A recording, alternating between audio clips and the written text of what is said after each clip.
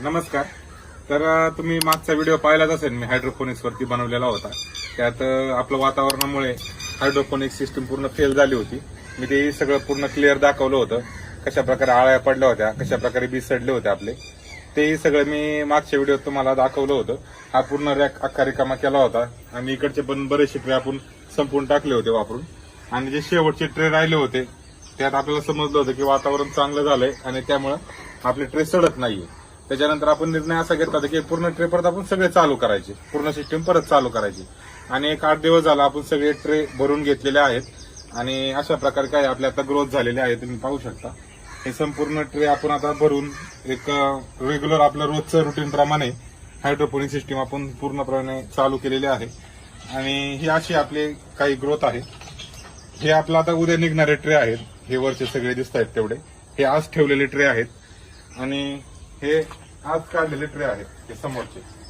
तर हे अशा प्रकारे आपली ट्रेची ग्रोथ होत आहे. हे आज सकाळी आपण ट्रे काढून निथळण्यासाठी ठेवलेले आहेत आणि संध्याकाळी आपण याची कुट्टी करून जनावरांना टाकणार आहे. तर ही अशा प्रकारची ग्रोथ झालेली आहे आणि हे उद्या आपले ट्रे संपूर्ण निघणार आहेत. हे बघा अशा प्रकारची आपली ग्रोथ आहे या ट्रेमध्ये. तर हे असे व्हाईट रूट सगळीकडे आपल्याला आता दिसत आहेत. नाहीतर मागच्या व्हिडिओत तुम्ही पाहिलं असेल की सगळे सडलं होतं, आळ्या वगैरे दिसत होत्या. तर अशा आता आपली कंडिशन नाहीये आणि तुम्ही पाण्याचं स्ट्रक्चर वगैरे पाहू शकता. एकदम चांगल्या प्रकारचा हिरवा चारा आपला तयार झालेला आहे आणि त्यात मका पण आहे आणि रूट्स पण आहेत. तर हे बघा इथे सगळीकडे आपल्याला व्हाईट रूट सगळे आपल्याला दिसत आहेत.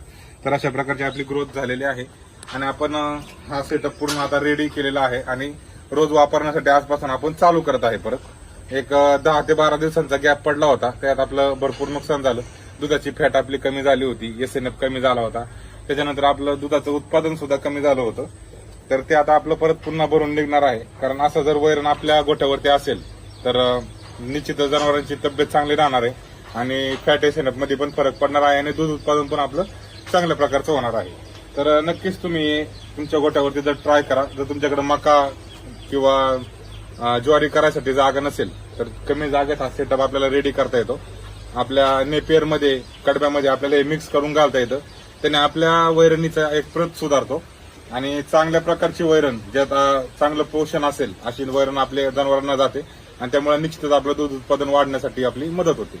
धन्यवाद.